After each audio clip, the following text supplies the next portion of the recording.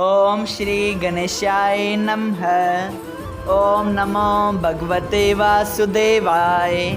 हरे कृष्णा कृष्ण कृष्णा हरे हरे, हरे राम राम राम हरे हरे। तव्हां सभिनी हरि भक्तन के नमस्ते। प्यारा भक्तों, ही कथा पाण गुरु कृपा से हासिल करे रहा आयूं। श्री गणपति सरस्वती जो दरे ध्यान करिया थो मां भागवत महापुराण जो बयान, जंहिंमें व्यासदेव ऐं श्री सुखदेव जी कयो आहे श्री कृष्ण लीला जो गुणगान। सभई चओ जय भागवतम महापुराण।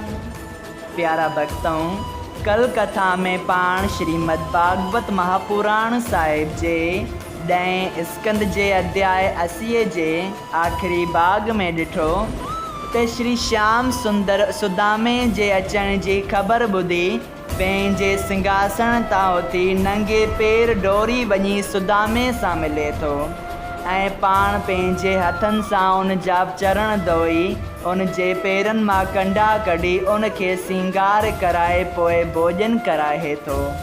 भगवान जो एतिरो प्रेम सुदामे जे लाइ ॾिसी सभई वेठल माण्हू उते अजब में पइजी वञनि था।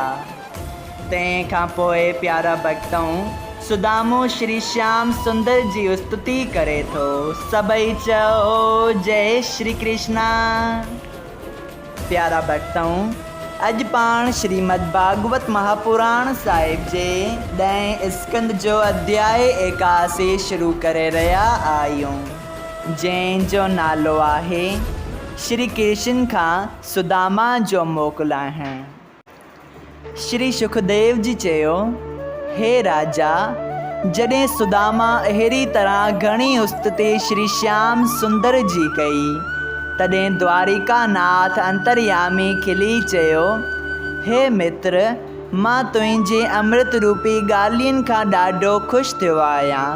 हाणे जेका सुखड़ी मुंहिंजी भाॼाई मोकिली हुजे सा ॾे। इहा ॻाल्हि ॿुधी सुदामा मन में पछताइण लॻो। ॾिसो, ॾाढे सोच जी ॻाल्हि आहे जो मां मुठ खनि चांवर त्रिभुवन पतीअ खे भेंट ॾियां। प्यारा भक्तों, जॾहिं अहिड़ो वीचार करे सुदामा लॼ खां चांवरनि जी उहा पोतली लिकाइण लॻो ऐं उन जो मुंहुं लही वियो। तॾहिं वासुदेव नंदन मन में सम्झियो त अॻे ई हिकु दफ़ो मुंहिंजे खाधे लिकाइण करे सुदामा ग़रीबीअ खे पहुतो आहे, तॾहिं बि वरी इहा ई ॻाल्हि करे थो। ईअं ॼाणी द्वारिका नाथ उहा हर सुदामे खां छिके वरिती ऐं ॾाढे प्रेम सां उन मां चांवरनि जूं 2 मुठियूं खाई चवणु लॻो, हे सुदामा, जेतिरो प्रीत सां फल ऐं तुलसीअ जा ॾल चाढ़ण सां मां ख़ुशि थो थियां, ओतिरो प्रेम खां सवाइ लखनि मणनि मिठाइयुनि ऐं जराऊ ॻहणनि सां बि ख़ुशि नथो थियां। होते आहे भगवान भगत के वस में, दुर्योधन का मेवा त्याग्या, सुहाग विदुर के घर खाही। हर खसण ऐं खोलण वक़्तु थोरा चांवर ज़मीन ते किरी पिया। उहे श्याम सुंदर पंहिंजे हथ सां खणण लॻो ऐं रुक्मणीअ समेत ईअं पटराणियुनि खे आज्ञा कई त हर हिकु दाणो चूंडे मुंहुं खे खणी ॾियो, जीअं को बि दाणो पेरनि जे हेठां न अचे। ऐं चांवरनि खाइण वक़्तु द्वारिका नाथ चयो त जहिड़ो सवादु हिननि चांवरनि मां मिले थो, तहिड़ो भोजन अॼु ताईं माता यशोदा ऐं माता देवकीअ जे खाधे मां कोन आयो आहे। ईअं चई जीअं श्याम सुंदर चांवरनि जी 3 मुठ बि भरे बाहियो तंहिंखां, तीअं रुक्मणी संदसि हथ जले चवण लॻी, महाराज, मुंहिंजी हिकिड़ी वेनती ॿुधो, जो असां बि तव्हांजे चरणनि जे आधीन आहियूं। कुझु असांजे खाइण लाइ रखंदाऊं या न? ही ॿुधी श्री कृष्ण फरमाइण लॻो, रुक्मणी, मूंखे हिननि चांवरनि में ॾाढो सवादु आयो आहे। मां हिकु बि दाणो विञाइण नथो चाहियां। रुकमणी ते मोह में मुश्क आणे चयो त प्रभु तव्हां 2 बुख खाई 2 लोक त भगत खे ॾिना, छा बाक़ी 3 लोक बि खेसि ॾींदा? कुछ असांजो बि ख़्यालु करियो। सभई चओ जय श्री कृष्णा। जॾहिं त्रिभुवन पति ॾिठो त 3 मुठ खाइण करे रुकमणी उदास थी वेंदी, तॾहिं हिन 3 मुठ न खाई रुकमणीअ खे चयो, हे प्राण प्यारी, ही ब्राह्मण मुंहिंजो वॾो भगत दोस्त आहे ऐं संसार में दुख ऐं सुख हिकु जहिड़ो ॼाणे थो ऐं 8 ई पहर मुंहिंजे सुमरण ऐं ध्यान में रहे थो ऐं संसारी सुख जो चाह नथो रखे।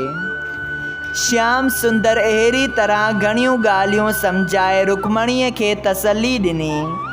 तॾहिं वासुदेव ऐं देवकी ऐं उद्धव ऐं ॿिया यदुवंशी जे उते वेठा हुआ से ही हाल ॾिसी पाण में खिली चवण लॻा, ॾिसो हिन ब्राह्मण जहिड़ो ॿियो को कंगाल किथे बि हिन दुनिया में न हूंदो जो एतिरो परियां फ़क़ति मुठ चांवरनि जी सौगात आंदी अथसि ऐं कृष्ण चंद्र खे ब्राह्मण खां बि ज़्यादा कंगाल सम्झणु घुरिजे, जो पाण अकेलो उहे चांवर खाए थो ऐं उन जी वॾाई करे थो ऐं ॿिए खे नथो ॾिए।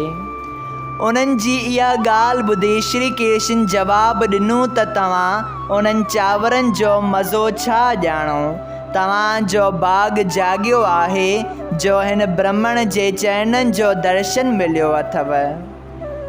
प्यारा भक्तों, पहिरें राति गुज़री ऐं द्वारिका नाथ सुदामा खे वठी महल में पंहिंजे पलंग जे नज़दीक ॿी पलंग ते वञी सुम्हारियो ऐं वेंकटनाथ जी आज्ञा सां रुकमणी सुदामा जा पेर मुनण लॻी ऐं श्याम सुंदर अधु राति ताईं सुदामा पंहिंजे दोस्त सां नंढपण जूं ॻाल्हियूं कंदो रहियो।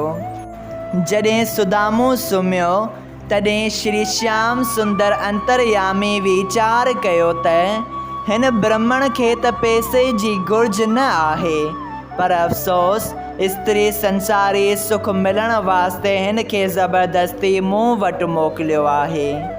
तंहिं करे सुदामा खे एतिरा रुपया ॾियणु घुरिजनि जे देवताउनि खे बि न ॾिना हुजनि। इहो वीचार करे वेंकटनाथ जीअं विश्वकर्मा खे यादि कयो तीअं हू हथ ॿधी आज्ञा घुरण लाइ अची साम्हूं हाज़िर थी भॻवान खे प्रणाम कयो।